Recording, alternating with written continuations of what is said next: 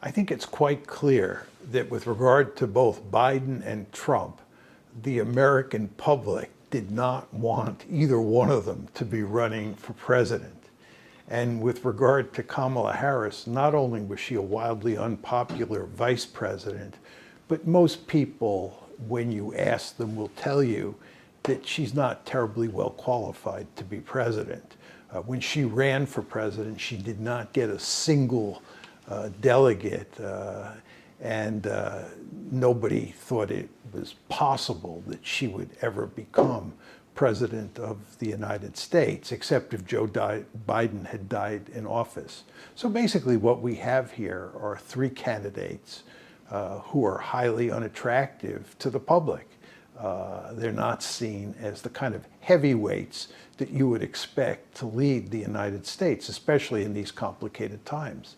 I think all of this tells you that the American political system is broken, that there's a fundamental problem here, that any system that produces candidates like Joe Biden, Donald Trump, and Kamala Harris is in serious trouble. The fact is that there's a great deal of dissatisfaction in this country, and that dissatisfaction has manifested itself in the rise of Donald Trump and also the rise of Bernie Sanders. You want to remember that in 2016, Bernie Sanders would have defeated Hillary Clinton in the Democratic primaries if the Democratic Party had allowed the process to play itself out. The senior Democratic leaders intervened and made sure that Hillary beat Bernie Sanders. And basically the same thing happened again in 2020. Sanders was on his way to defeating Biden, and the elders in the Democratic Party intervened to make sure that Sanders didn't win. So what I'm saying here is the fact that Trump was the presidential candidate for the Republicans in 2016, 2020, and 2024, despite the fact that there was a huge amount of opposition to him inside the Republican Party, tells you that there is great dissatisfaction in the land. And there's also lots of reason to think that Bernie Sanders' excellent showing in both 2016 and 2020 tells you that there's deep-seated dissatisfaction in the land. So what's happened here is that the American political system is not working well for lots of people in the body politic, and therefore people like Bernie Sanders and Donald Trump are doing very well. But nevertheless, the system is kind of rigged. So instead of Sanders winning in 2016 or 2020, you got Joe Biden. And Biden is was seen as a stopgap measure. But he decided instead of just being president for 4 years, he wanted to be president for 8 years. And that was not possible because it's quite clear that his mental faculties have deteriorated to the point where he's not capable of being president for another 4 years. It's not clear he's going to be able to make it all the way to the end of his first term in January 2025. But nevertheless, he was protected by his inner circle. And if it hadn't been for that catastrophic debate, he may be running for president right now, and he might have even been elected in November. And again, this tells you that there's something wrong. Who knows? For it to produce better candidates, the system has to be fixed. And the people who are getting elected, the people who come into power, have no incentive to fix the system because the system has put them in power. So it's not clear whether the American political system, which many people believe, me included, is broken, can be fixed in the foreseeable future. Most people argue that if you have a broken system, the only thing that leads to it being fixed is a major crisis, a depression, a war, or what have you.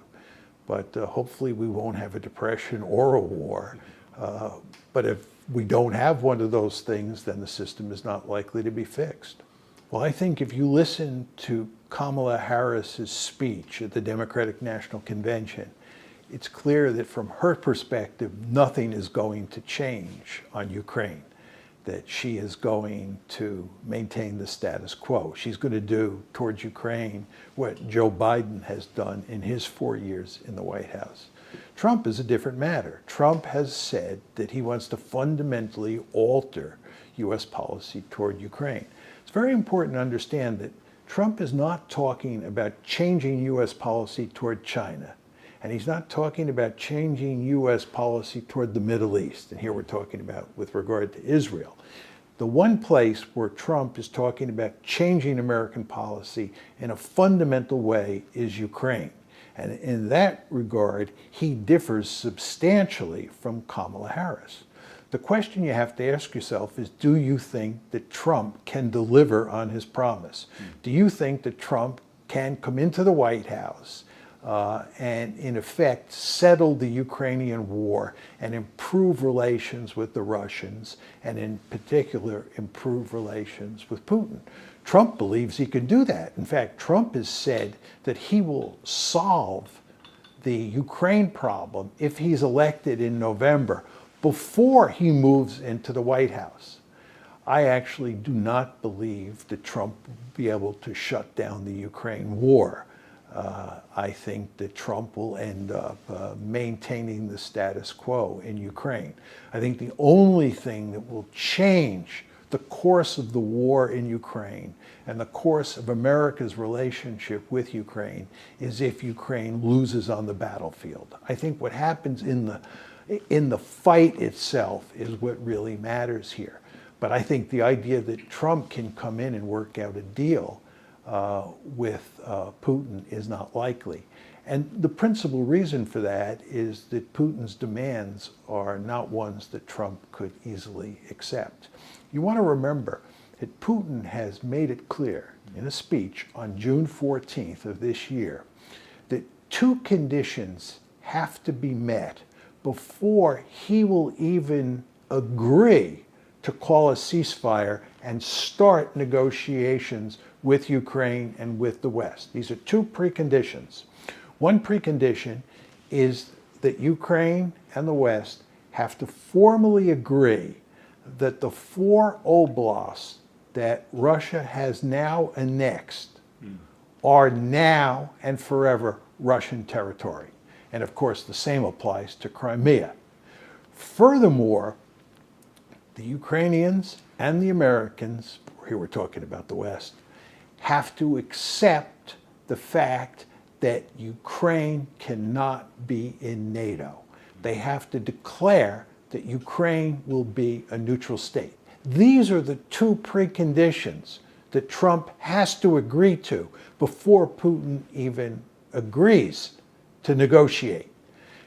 In his debate, in Trump's debate with Joe Biden, Trump was explicitly asked whether he would agree to those two preconditions, and he said no. Well, if he will not agree to those two preconditions, then there are going to be no negotiations and there's going to be no settlement. So what Trump has to do is he has to be willing to accept the fact that Ukraine cannot be in NATO. He has to accept the fact that those 4 oblasts that the Russians have annexed belong to Russia forever, and that the Crimea belongs to Russia forever. And that's just the starting point for negotiations. I find it hard to imagine, given how much Russophobia there is in the United States, that he would be able to get away with doing that. The key point that we can take away from her speech at the Democratic National Convention is that she will go to great lengths to continue to support Ukraine no matter what. Now, it is possible that the Republicans will make that impossible for her to do, that they will cut off aid. A lot depends here on the congressional elections in November. We focus on what is going to happen in the presidential election. Is Trump going to win? Is Harris going to win? But you want to remember, whether the Republicans or the Democrats end up controlling the Senate and the House of Representatives matters enormously. If the Democrats do well in the Senate elections and in the House elections, and they end up controlling both houses of Congress, then there's not much the Republicans can do to thwart Harris's interests or efforts to support Ukraine. But if the Republicans end up dominating one house or both houses, it'll be a different story. So we have to see what the political constellation of forces looks like in November before we can determine whether or not Harris will be able to execute the policy that she plans on employing towards Ukraine. Well, the fact is that Ukraine is already losing the war. It's lost 4 oblasts, it's lost Crimea, and if you look at events on the battlefield, the Russians are winning on the battlefield, and they're winning on the battlefield because they have a great advantage in weaponry, especially artillery. They have a great advantage in manpower, and they have air superiority. So events on the battlefield now favor the Russians. And if the war continues, the Russians are likely to conquer even more territory than they now control. The Russians now control about 20% of Ukraine's territory. They'll end up conquering even more than that 20% if the war goes on. So at some point, the Ukrainians are going to say enough is enough. It's not clear, where that point is, but there is a point where the Ukrainians will say enough is enough, and they will go to the negotiating table, and the Russians will be the victors.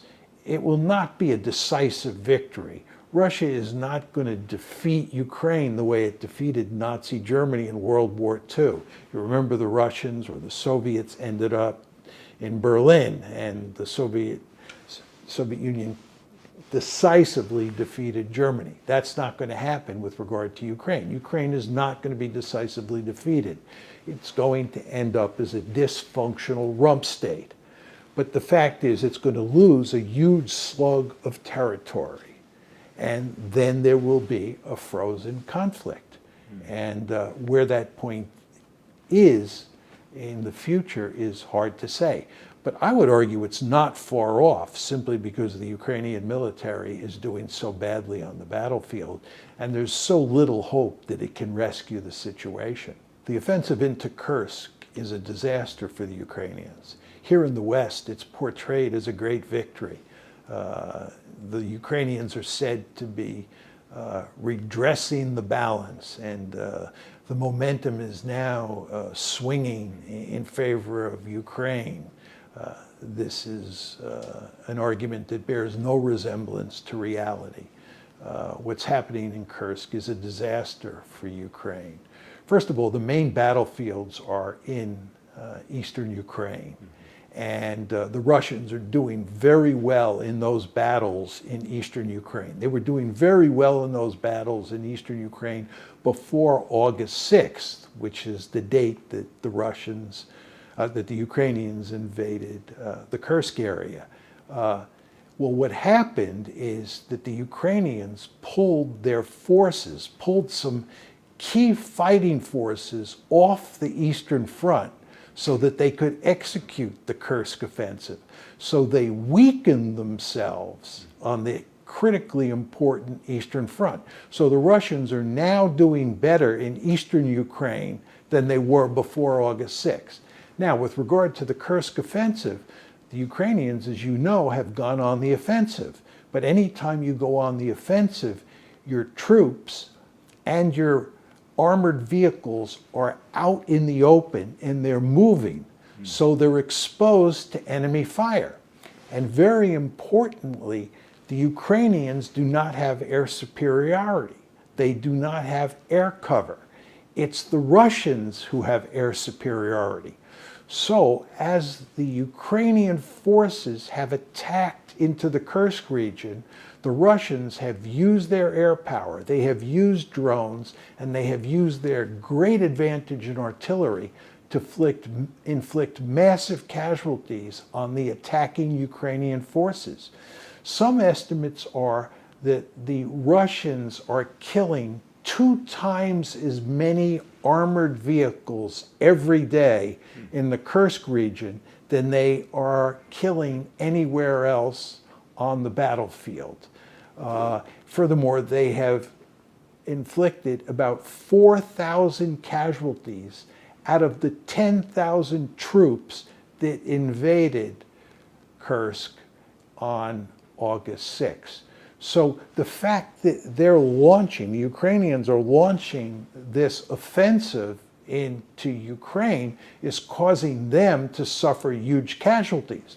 Then you ask yourself, well, the Russians must be suffering casualties too. But that's not the case. The Russians are suffering small numbers of casualties, not large numbers of casualties like the Ukrainians are.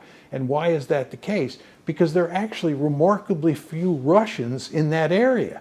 The reason that the Ukrainian incursion into the Kursk area was able to conquer so much territory was because there were no Russians there. It was not like they defeated the Russians in the process of conquering that territory. There were hardly any Russians there. So they easily rolled into the Kursk region. And it was, again, Russian air power, Russian drones, and Russian artillery that went to work on those attacking Ukrainian forces and caused all those casualties. The upcoming election will have no effect on the war in Gaza.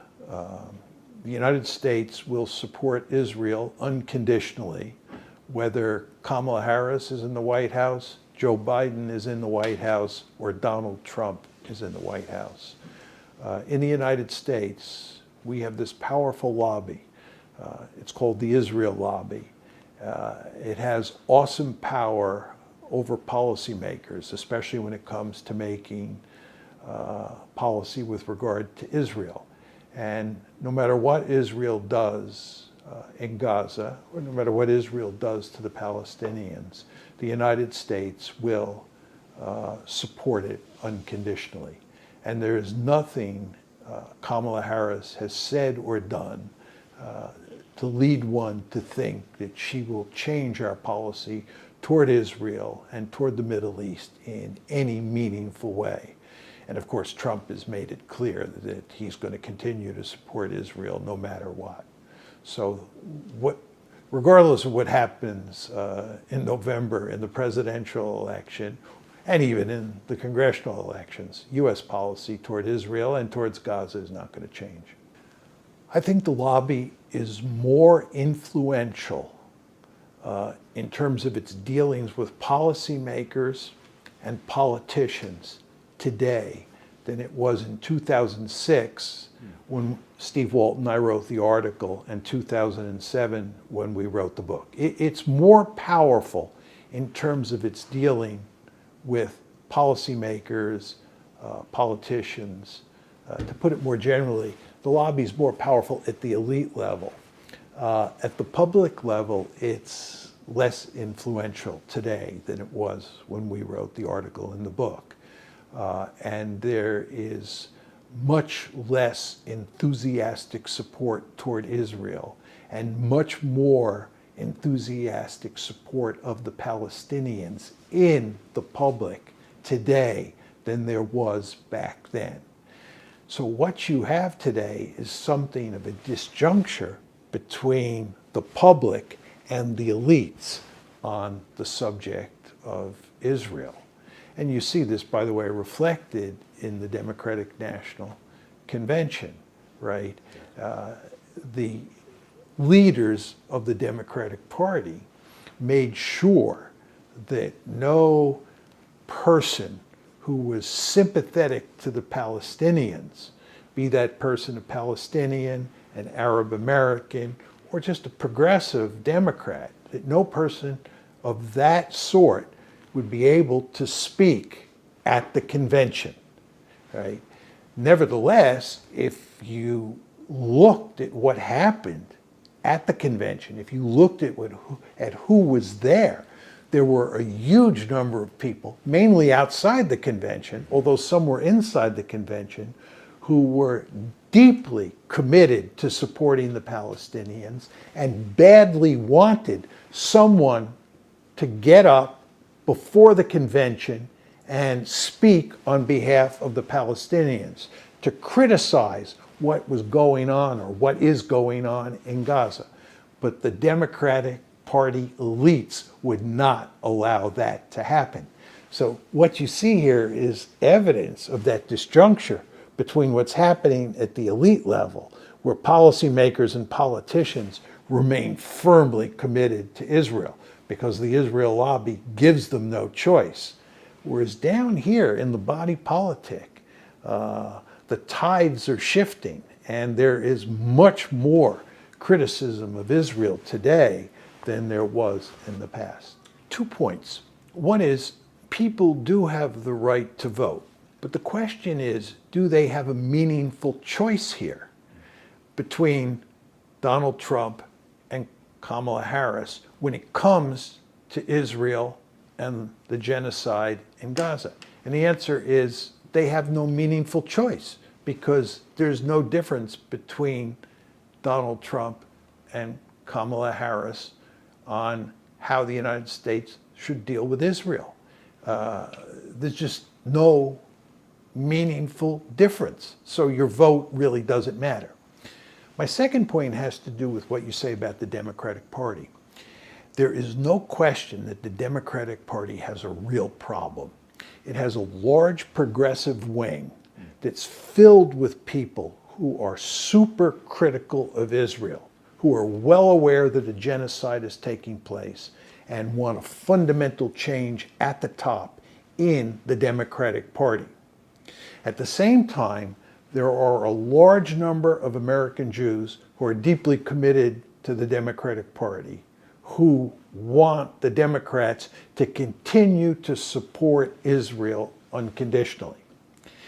The problem that Kamala Harris faces, and it's a problem that Joe Biden would have faced were he running, indeed it's a problem that any Democratic policymaker would face if he or she were running for president on the Democratic ticket, is that if you move to accommodate or to appease or to support the pro-Palestinian faction, you alienate those American Jews who are deeply committed to Israel.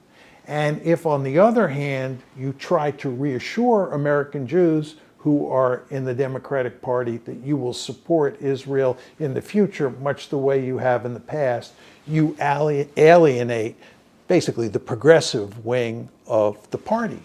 And given that almost everybody expects the election between Kamala Harris and Donald Trump to be very close, every vote matters. Right.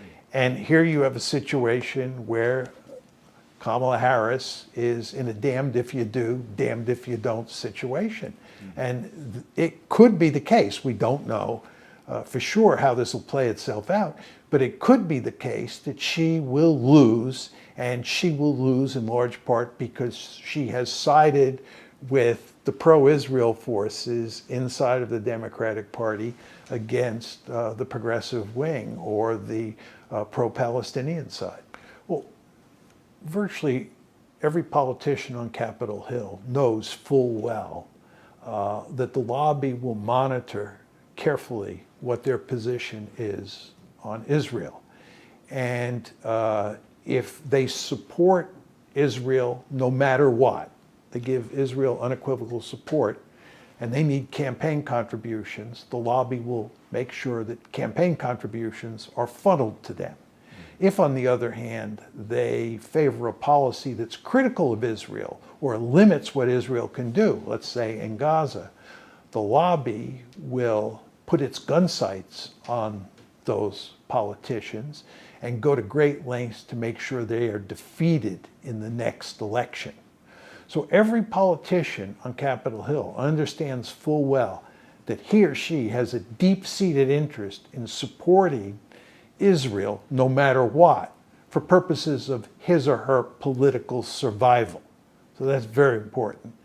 And then when you have individuals who run for president, those candidates, whether it's Kamala Harris, Donald Trump, Joe Biden, they all understand full well that in the campaign, they have to say unequivocally that they support Israel, that they have a profound commitment to the Jewish state.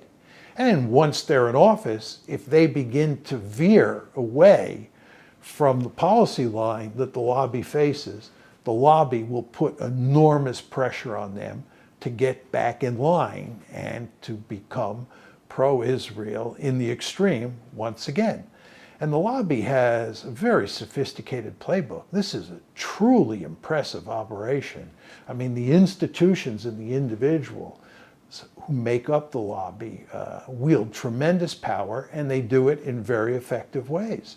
So we can expect, Kamala Harris or Donald Trump not to veer far from the policy line that Joe Biden has taken since he moved into the White House, and certainly since October 7th.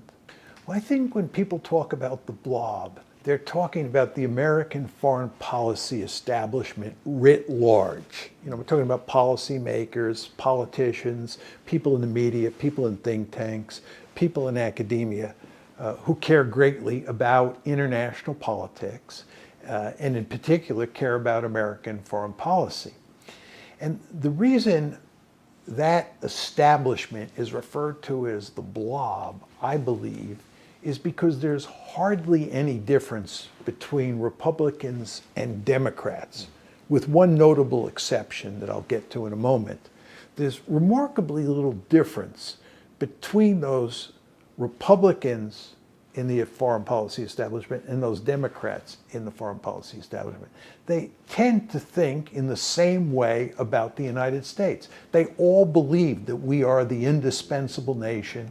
We should be the most powerful state on the planet. They all think that we have a right and a responsibility to roam around the world and interfere in the politics of other countries on topics like Israel, on topics like China, and even on topics like Ukraine, for the most part. You see that there is a remarkable consensus. So the idea that these Republicans who do foreign policy and these Democrats who do foreign policy are at each other's throats, that they're mortal enemies, bears little resemblance to what's actually going on. It's kind of a seamless web. There's not much difference between the two parties. And that's why it's referred to as a blob.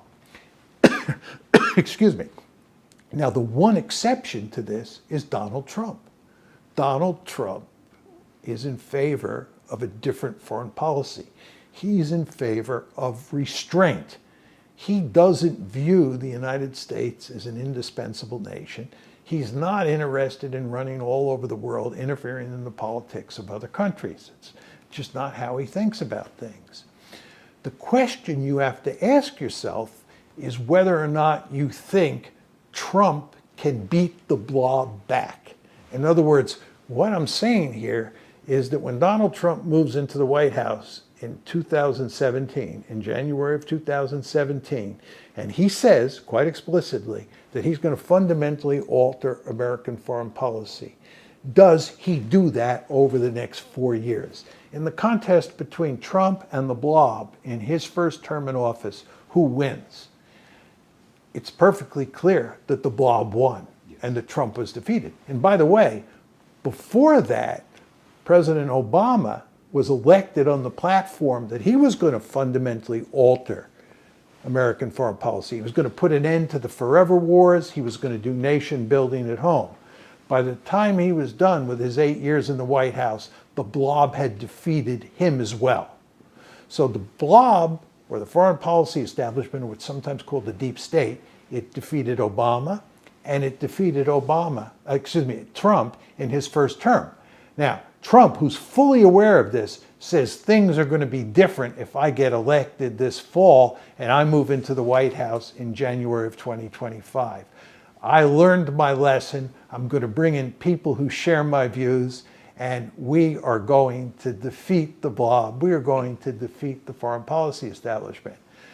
If I had to bet a lot of money on who's going to win that fight after Trump moves into the White House, and of course we're assuming he wins the election, I would bet my money on the blob, not on Trump. Well, he's only one person, right? And as you know, inside the Beltway, there are lots of institutions and lots of powerful individuals who are committed to maintaining the status quo who are committed to American exceptionalism, who are committed to American primacy, who are committed to the standing policies. And they are very sophisticated, very powerful, have a lot of experience, and any one president who tries to take them on is going to be outnumbered and is going to be at a significant disadvantage. And you want to remember, this is a very powerful consensus, right? Now, one could argue it's beginning to break down over Ukraine. Ukraine is the one issue where you see a crack in the edifice, right? Trump definitely and J.D. Vance definitely want to get out of Ukraine, and they both want to have better relations with Russia. And there are a number of people in the Republican Party who feel that way. But again, whether they ultimately prevail is an open question. It is possible that this time, if Trump is elected, he'll be able to beat back the blob. But again, I just wouldn't bet a lot of money on that. Well, I have a very simple explanation here. Joe Biden, as you know, when he was the head of the Senate Foreign Relations Committee and when he was the vice president under Barack Obama, was deeply committed to engagement with China. He wanted to have cooperative relations with China, and he was not interested in pivoting to Asia and containing China. Trump becomes president in 2017. He abandons engagement, and it is Trump who initiates a policy of containment towards China. Now, 4 years later, Trump is defeated by Biden. And that means that Biden, who had been an arch proponent of engagement and an opponent of containment, now has an opportunity, when he moves back in the White House, to go back to engagement and to jettison Trump's policy of containment. He does not do that. As you said, he does exactly the opposite. He doubles down on containment. I think you could make a good argument that Biden was tougher on China than Trump was in his 4 years. So the question you have to ask yourself is, why is that the case? Why didn't Biden go back to engagement? Why did he continue this policy of containment that Trump had initiated? And the answer is simply that by 2017, by roughly 2017, China was a great power.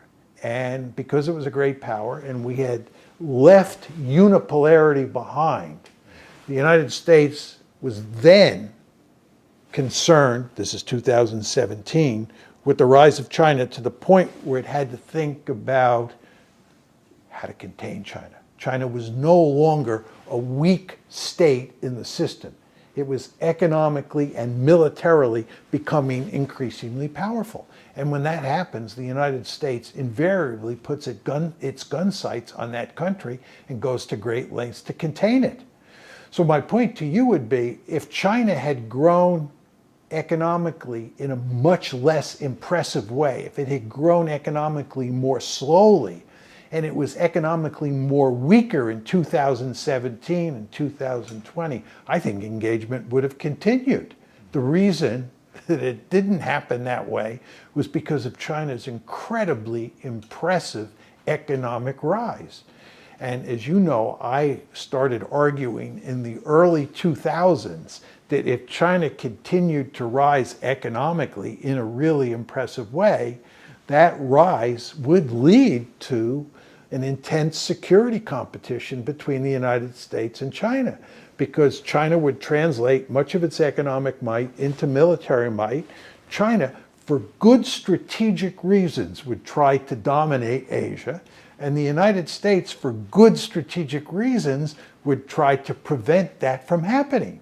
And this is exactly what you see occurring now. And if you listen to Kamala Harris talk at the Democratic National Convention, she said explicitly, in the competition that's now taking place and will continue in the future between China and the United States, we have every intention of winning. This is containment. This is not engagement.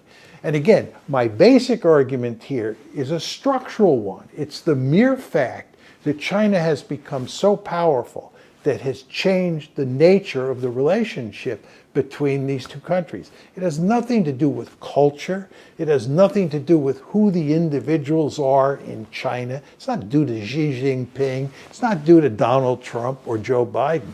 It's the structure of the system. You can't take a country like China, which has so many people, and make it incredibly wealthy and not end up in a security competition with the United States. It will continue for the foreseeable future. I mean, the only way, it bears, by the way, marked resemblance to the Cold War between the United States and the Soviet Union, right? We had this intense security competition, basically went from about 1947 to 1989 when the Cold War ended. And then, as you know, in December 1991, the Soviet Union disappeared. But it would have gone on forever and ever, except for the fact that the Soviet economy was in trouble and could not keep up with the American economy. And that led to reforms that led to the unraveling of the Soviet Union and the end of the Cold War. But absent that, the Cold War between the United States and the Soviet Union would still be taking place today. So one could argue that the conflict or the competition between the United States and China will continue as long as China has a robust economy and as long as the United States has a robust economy. And I see no sign that either economy is slowing down. So I would argue that this competition is likely to continue long after I'm dead and long after you're dead. I wish that were not the case. I think it's tragic that we have this situation, but I do think it was inevitable. And by the way, this is why my book on great power politics is called The Tragedy of Great Power Politics. This is the tragedy of great power politics. What both sides have to do is they have to understand how dangerous this situation is and how catastrophic a war between the two sides might be, and therefore the need for them, for both sides, to manage this competition as carefully as possible. And if a crisis does occur, a Cuban Missile Crisis-like crisis, they have to understand how essential it is for decision makers on both sides to make sure that it doesn't turn into a war. That is the key point that both sides want to keep in mind moving forward.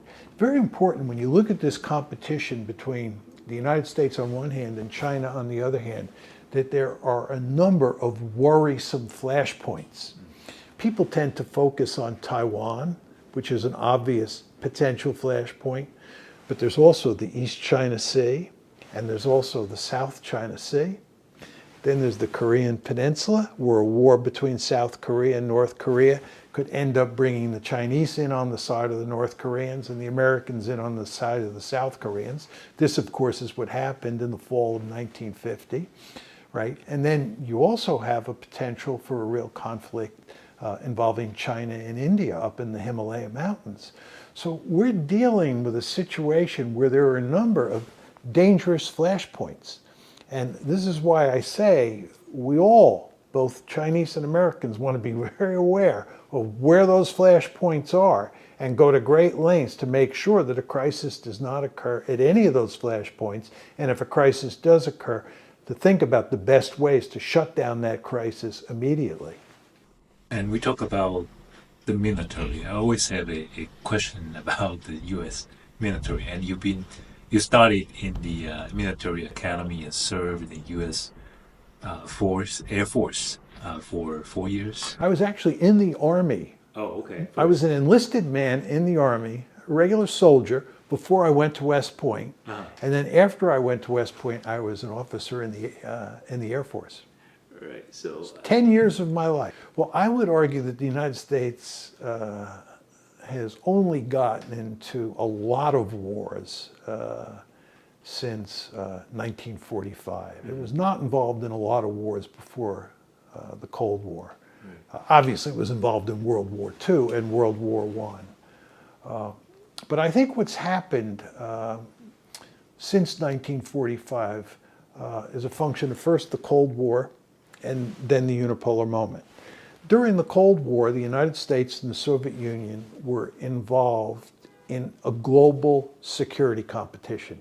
We engaged with the Soviets all over the planet. Both sides thought that almost every area of the world or every region of the world was worth fighting over. And the end result of that is that the United States got involved in wars in places like Vietnam. The United States should never have fought in Vietnam. It was a foolish war. It had the war in Vietnam had hardly any implications for American security.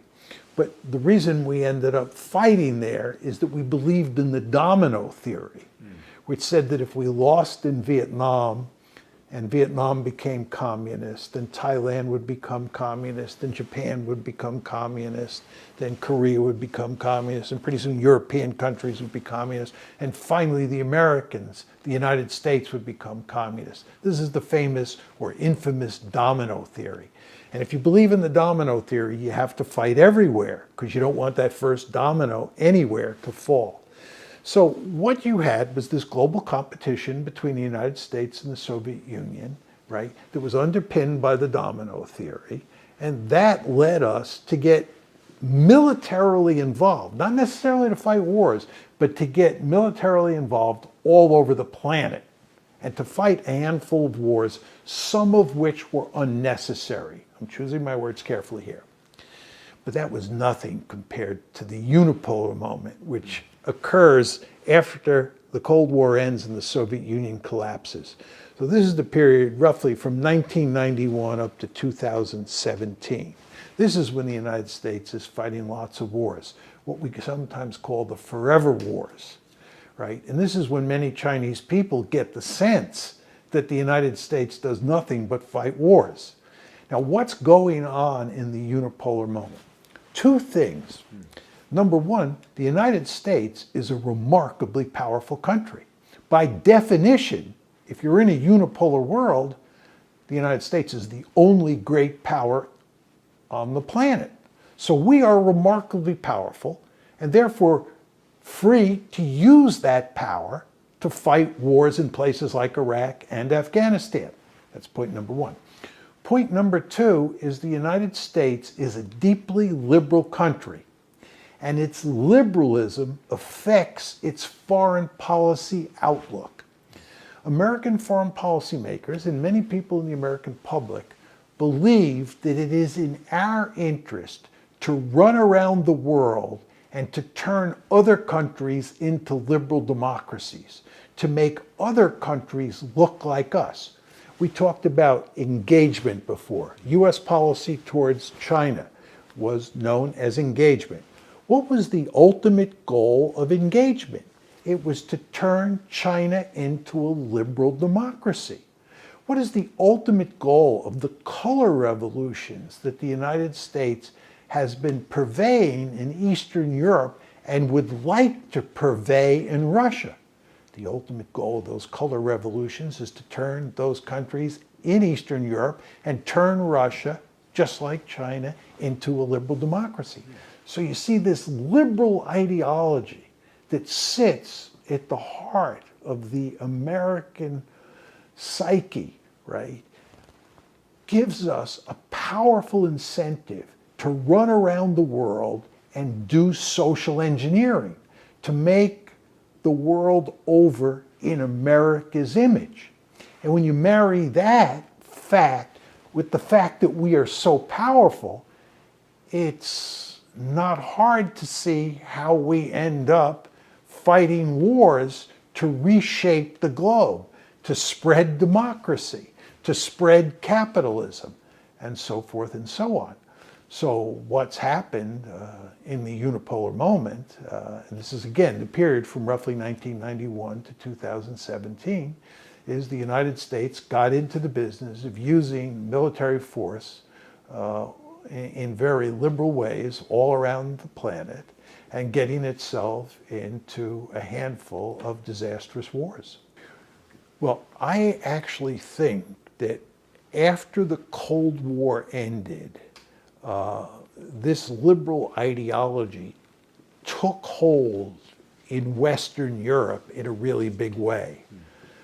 And I think the British, the French, and the Germans, and even the Italians drank the Kool-Aid, which is to say they firmly supported America's global mission. They firmly supported this liberal mission. So there was very little resistance from the Europeans toward this American policy of what I call liberal hegemony. I think the West Europeans bought on to that ideology.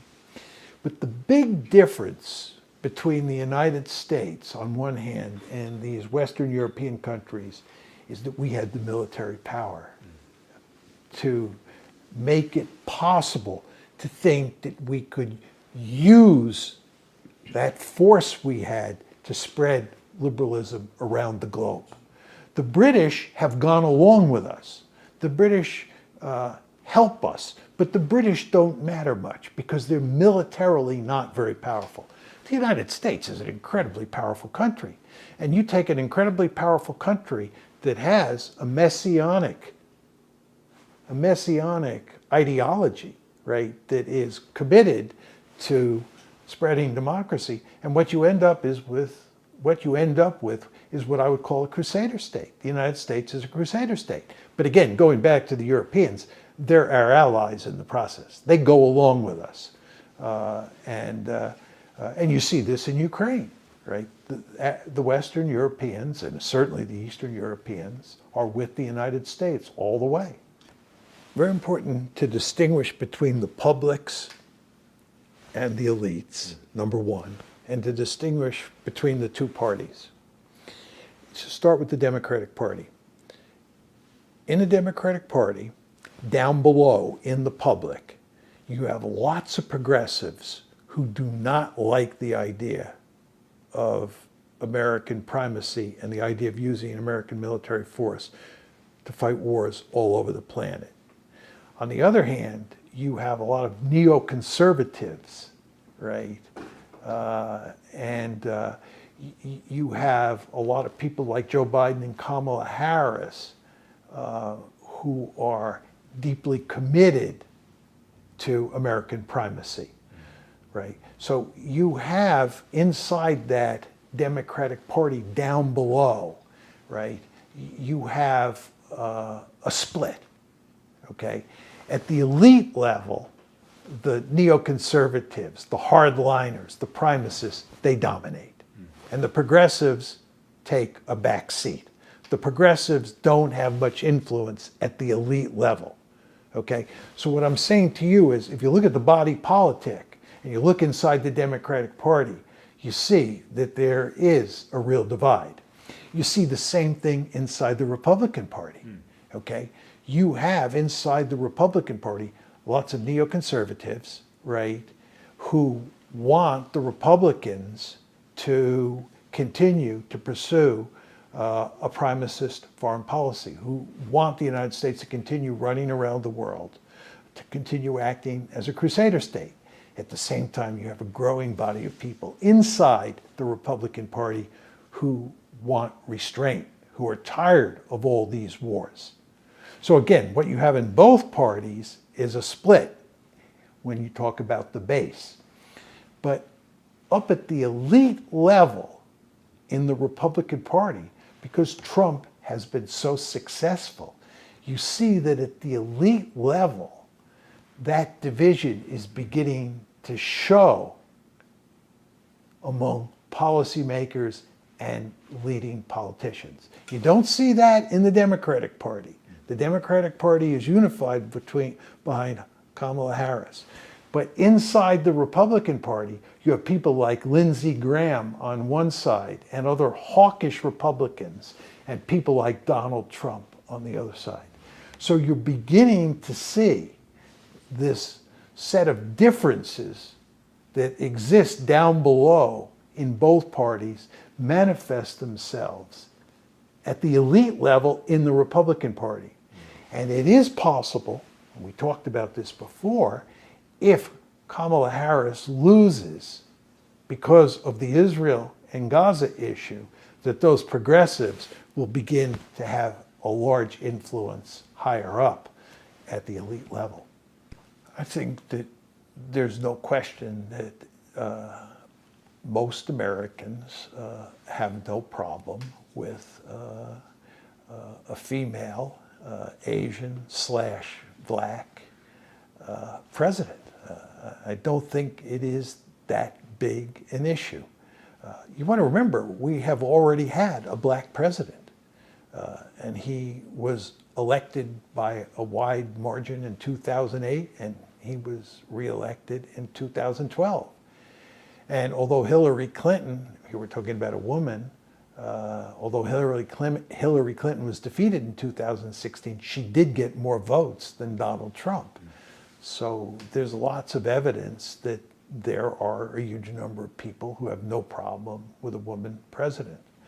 I think Kamala Harris's biggest problem is that she is a weak candidate. If you look at how she arrived at being the Democratic nominee, and you look at her past behavior, you look at her policy positions, she's got a lot of problems. Now, she may be able to overcome those problems, but I don't think that the fact that she is a black/Asian woman is going to matter very much. And one could argue that a lot of people who might not normally vote will actually come out and vote because she is a black/Asian woman. I mean, we'll see, exactly what happens. Just with regard to white supremacy, you want to understand that because of immigration into the United States, the idea that this is a white country is a hard argument to make. There's no question whites are the majority, but we have huge numbers of non-whites in this country, to include Hispanics, to include blacks, to include Asians. And as time goes by, the United States is going to become increasingly non-white just because of immigration. And there's just nothing that can be done about that. I'm not arguing that there is something that should be done about that. I think immigration is a good thing. And I think, by the way, all of the immigration that has happened and will continue to happen is what guarantees that the United States will be a very powerful state moving forward. I think a country like China that has significant demographic problems and is not an immigrant culture is in real trouble, because you can't import people the way we can import people to deal with the fact that local or indigenous people don't make lots of babies. So I think immigration is a wonderful thing. But as a result of immigration, the United States is going to be a less white country over time. And there will be some people, for sure, there'll be a narrow slice of the population who resists this trend. But it's inevitable, and the United States, I believe, will deal with it quite well. I would point out to you that when I went into the Army in 1965, the United States was at that point in time a country that had systemic racism. In the South, we had Jim Crow America. Right? That was systemic racism. And Jim Crow ended in 1964 with the Civil Rights Act, and then in 1965. Those two pieces of legislation, the Civil Rights Act in 64 and the Voting Rights Act in 65, put an end to systematic racism. Of course, it took time to play out. But when I went into the Army in 1965, the Voting Rights Act had still not been passed. So I went into an army, right, that was, a product of a society that had systemic racism built into it. Over time, that went away, right? Jim Crow America disappeared. Am I saying that there has been no racism, or there is no racism in the United States? Of course not. But there is nothing compared when we talk about racism, there's nothing today compared to what we had in 1964 and 1965. That was systemic racism. We still have racism. But again, you want to remember that Barack Obama was elected president, and you want to remember that Kamala Harris is one of the two candidates for the presidency, and she may win. And there are a number of people I know who say that she will win. So I find the argument that, you know, the United States is suffering from systemic racism to be wrong-headed. Again, but which again is not to deny that there is racism in the United States. And indeed, there's racism in every society. I mean, all you have to do is look at what's happening in Britain, look at what's happening in Germany and in Italy. There's no question that in virtually every society on the planet, you have a dominant group, and that dominant group invariably has problems of one sort or another with the other. But I think that there are probably few countries on the planet that do as well with integrating the other into its midst than the United States. Again, I don't want to be Panglossian here and say there are never any problems and so forth and so on. This is always a very difficult and tricky issue. But I think the United States does a pretty good job. And I think once we got rid of Jim Crow America, we went a long way, towards improving the racial situation in this country. I would just point out to you that many of the immigrants who come into this country who are categorized as non-white are Christians.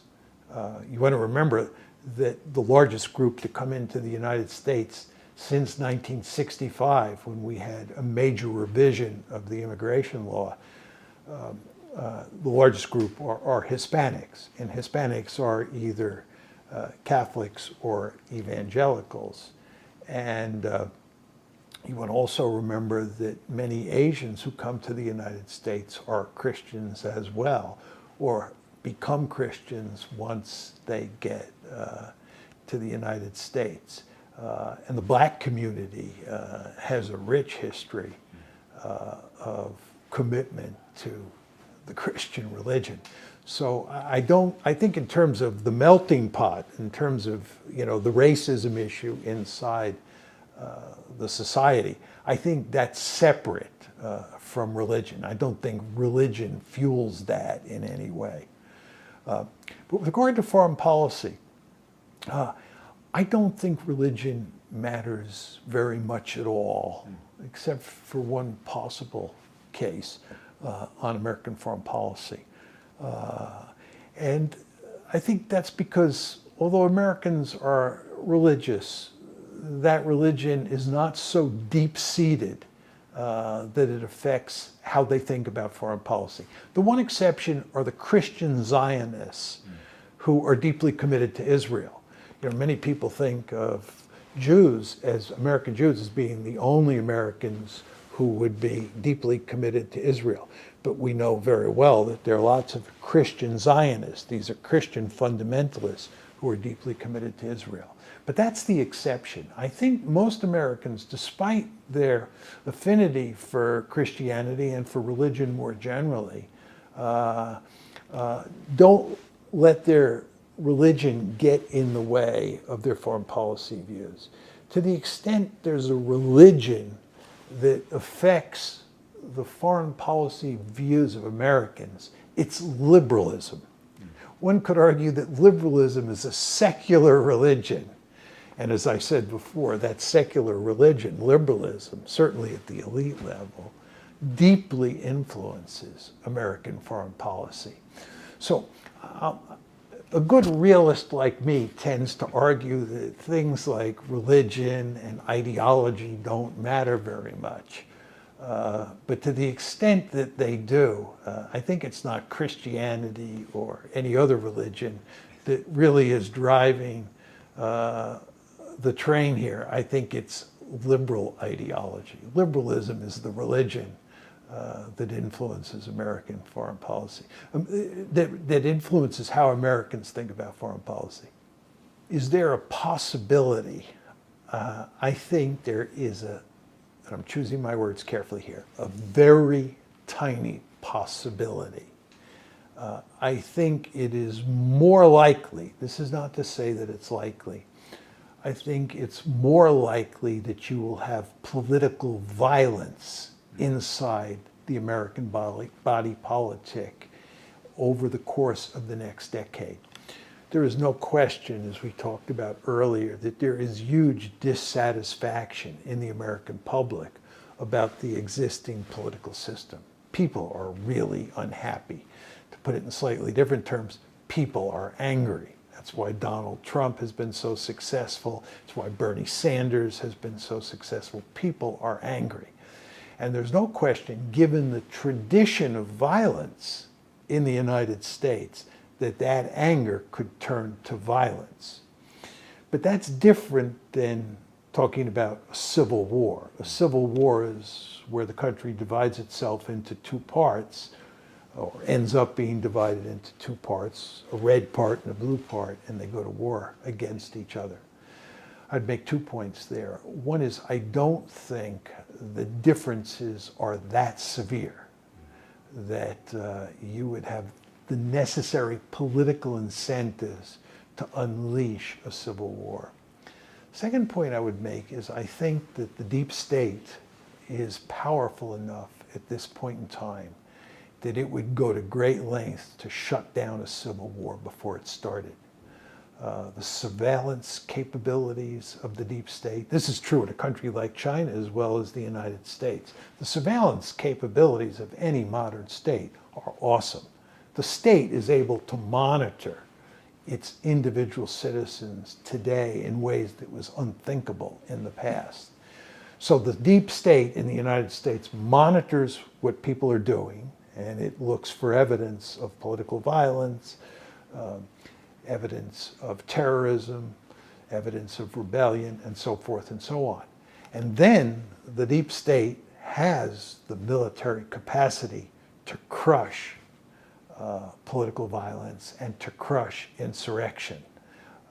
So I think that to get a civil war going in the United States would be extraordinarily difficult, given that the anger is not that great yet, and the state has the capacity to deal with political violence today in ways that it did not in the past. The deep state that you mentioned is the intelligence community. Not just the intelligence community, it's also the American military, police forces, and it's just a very impressive apparatus.